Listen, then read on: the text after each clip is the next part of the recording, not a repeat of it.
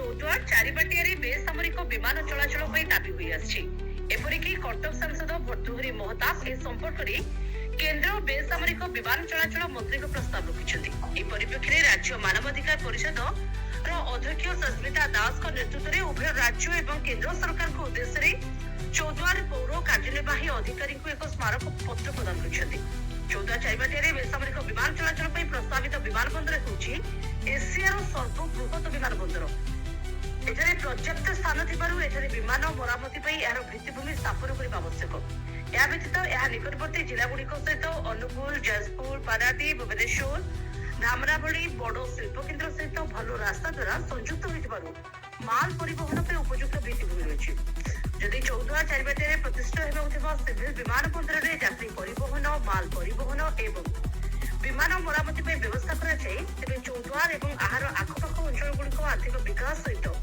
एक शिल्प केन्द्र भाव में पूर्व गौरव फेरी पाइब बोली स्मारक पत्र उल्लेख कर अवसर में परिषद राज्य संपादक नारायण विश्वाल, उपसभापति समिता दास, परीक्षित लेंका एवं शिवव्रत दास उपस्थित थे। Chairperson state human rights council आज आम आसीलु आम गोटे जिलापाल कटक जिलापाल महोदय गोटे दाबीपत्र देलु ईओ चौद्वार म्यूनिसिपालिटी थ्रू रे जे आम चौद्वार एयर्स रे जो एयरपोर्ट पाई गोटे प्रस्ताव आसी समस्त दाबी कर माननीय सांसद स्वर उत्तोलन कर समस्ते चाहूँ जे आम चौद्वार एयरपोर्ट एयर्स रे एयरपोर्ट हो कारण से भित्तिभूमि सब जाक अच्छी से माने किसी अलग किसी अधिक किसी करने पड़ोनी एवं आमर चौद्वार रु भुवनेश्वर हो, अनुगुल हो बा धामरा पोर्ट हो, पारादीप हो जिनस नापी पण्यवाही जो जहाज गुड़िक से गुड़िक आसवाई जो जातीय राजपथर सुविधा अच्छी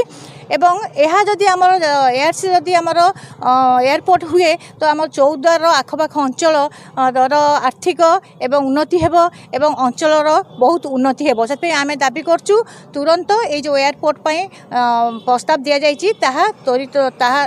तुरंत से माने प्रस्ताव ग्रहण करंतु।